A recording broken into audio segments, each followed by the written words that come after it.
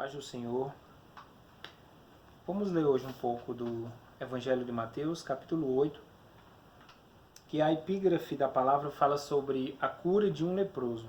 A partir do versículo 1 diz assim: Ora, descendo ele do monte, grandes multidões o seguiram. E eis que um leproso, tendo se aproximado, adorou, dizendo: Senhor, se quiseres, podes purificar-me. E Jesus, estendendo a mão, tocou-lhe, dizendo: Quero, fica limpo. E imediatamente ele ficou limpo da sua lepra. Disse-lhe então Jesus: Olha, não o digas a ninguém, mas vai mostrar-te ao sacerdote e faze a oferta que Moisés ordenou para servir de testemunho ao povo. Versículo de número 5 fala sobre a cura de um criado do centurião. Tendo Jesus entrado em Cafarnaum, apresentou-se-lhe um centurião, implorando a ele: Senhor, o meu criado jaz em casa, de cama, paralítico, sofrendo horrivelmente. E Jesus lhe disse: Eu irei curá-lo. Mas o centurião respondeu: Senhor, não sou digno de que entres em minha casa, mas apenas manda uma palavra e o meu rapaz será curado. Algo que eu achei interessante aqui. Olha que interessante que ele fala para Jesus: Senhor, manda apenas uma palavra. A diferença que faz uma palavra na nossa vida. Às vezes nós procuramos tanta coisa, né? Procuramos tanto enfeite para um texto, para uma oração, e às vezes uma palavra faz toda a diferença. O sentimento que Jesus mais se agrada na nossa vida é a sinceridade. E é algo que tem desaparecido do meio cristão. A mentira tem tomado de conta, o engano tem tomado de conta dos cristãos. E eles têm levado isso como uma coisa natural na sua vida, sabendo eles que isso os prejudica em um futuro não muito distante. Aí ele disse: Pois também sou homem sujeito à autoridade, e tenho soldados às minhas ordens, e digo a este: vai, e ele vai, e a outro: vem, e ele vem, e ao meu servo: faz isto, e ele faz. Ouvindo isto, admirou-se Jesus e disse aos que o seguiram: Em verdade vos afirmo que nem mesmo em Israel achei fé como esta. Ou seja, a fé daquele homem era tão grande que ele disse: Senhor, manda apenas uma palavra e o meu servo vai ser curado.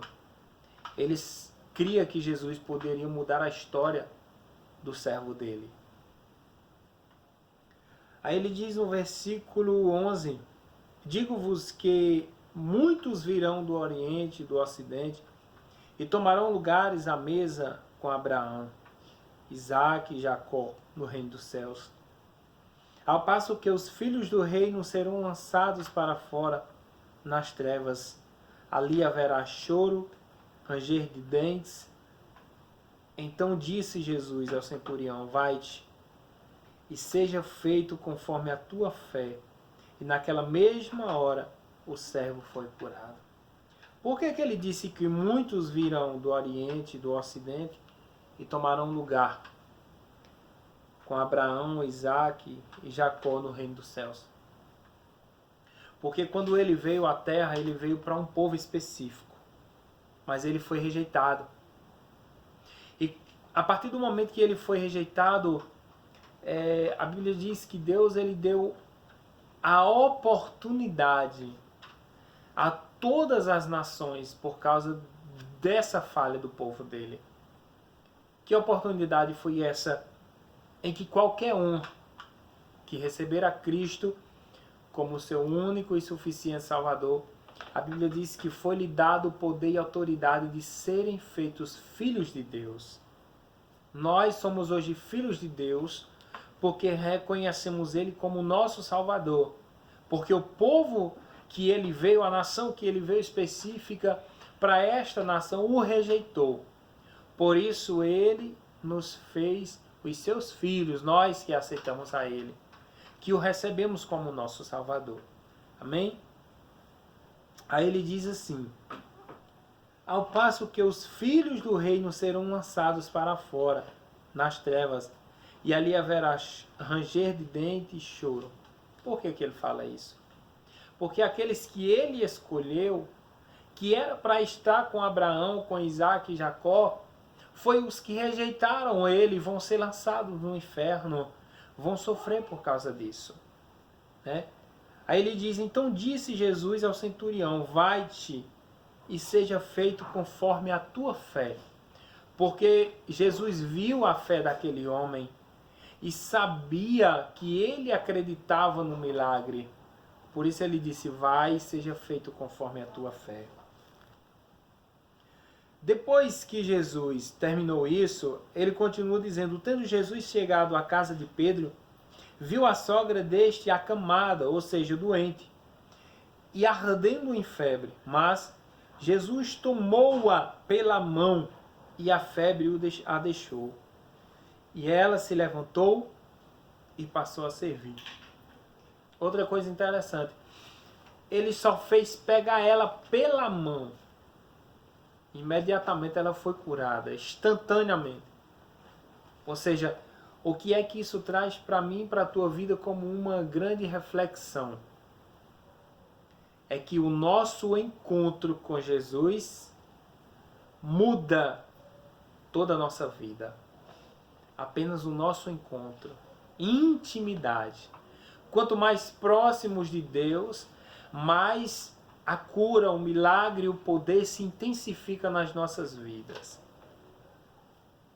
Aí ele fala, continuando no versículo 16, chegando à tarde, trouxeram-lhe muitos endemoninhados, e ele, merantemente, com palavra, repeliu os espíritos e curou todos os que estavam doentes, para que se cumprisse o que fora dito por intermédio do profeta Isaías: ele mesmo tomou as nossas enfermidades e carregou com as nossas doenças. Muitas pessoas não entendem essa palavra e dizem assim: eu não aceito a enfermidade na minha vida, porque a Bíblia diz que Deus já levou sobre si todas as nossas enfermidades e as nossas dores Ele tomou sobre si. Só que tem um porém. Existe algo na minha e na tua vida chamado consequência, que Deus não vai impedir fazer com que isso nos alcance. A gente comete um erro, aí vem uma enfermidade, vem um mal sobre a nossa vida, e a gente começa a dizer: eu não aceito. Quem somos nós para dizer o que aceitamos ou não aceitamos? Quando o profeta Ezequias recebeu a mensagem de que ele colocasse a sua casa em ordem, porque ele iria morrer e não ia viver, ele colocou o joelho no chão, virou a cara para a parede e começou a clamar ao Senhor, dizer: Senhor, lembra-te dos tempos que eu andei em retidão com a tua palavra, fiz o que era reto aos teus olhos, obedeci ao Senhor, fiz a tua obra. E o Senhor viu a humilhação de Ezequias e fez com que o mesmo profeta, o messiânico que deu a notícia de que ele iria morrer, voltasse e dissesse: Ezequias, por causa, literalmente ele quis dizer, por causa da tua sinceridade, porque você confessou que você não é nada sem Deus, Ele vai acrescentar 15 anos na tua vida. Aleluia. Às vezes o mal vem sobre a nossa vida e permanece porque nós não reconhecemos. Às vezes o mal vem e faz estrago na nossa vida porque nós não entendemos que o mal só permanece enquanto eu e você não convidamos o Deus Criador para tomar espaço nas nossas vidas. E ele fala que Jesus, vendo muita gente ao seu redor, ordenou que passasse para outra margem. Então, aproximando-se dele, um dos escribas disse-lhes: Mestre, seguir-te-ei para onde quer que eu fores, para onde quer que fores. Mas Jesus lhe respondeu: as raposas têm os seus covis, e as aves do céu ninhos, mas o Filho do Homem não tem onde reclinar a cabeça. E outro dos discípulos lhe disse: Senhor, permite ir primeiro sepultar meu pai. E replicou Jesus e disse: segue-me e deixa os mortos o sepultar os seus próprios mortos. O que é que ele quer dizer com essas palavras? Se nós tomamos uma decisão na nossa vida de seguir a Cristo, de servir ao Senhor, nós temos que abandonar a nossa vontade. Nós temos que abandonar o nosso eu. Nós temos que abandonar as nossas necessidades. Já percebeu que lembramos muito de orar ao Senhor, apresentando sempre a nossa necessidade? Apresentando a Ele a falta de dinheiro, a falta de emprego, a falta de alimento, a falta de saúde, a cura de alguém, ou a libertação, ou a salvação. Agora conte as vezes que você dobrou o joelho para orar e disse: Senhor, hoje eu quero te agradecer.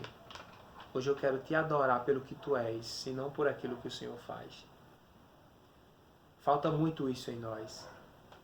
Nós precisamos inverter um pouco o quadro, a situação. Deus, Ele não nos criou para sermos tão pidões. Nós temos também que lembrar e ser grato a Ele pelo que Ele faz na nossa vida, pelo que Ele é na nossa vida. Amém? Próxima vez que nos encontrarmos, iremos continuar a leitura. Que o Senhor possa estar assim abençoando a nossa vida poderosamente. E não ande sem isso aqui. Porque hoje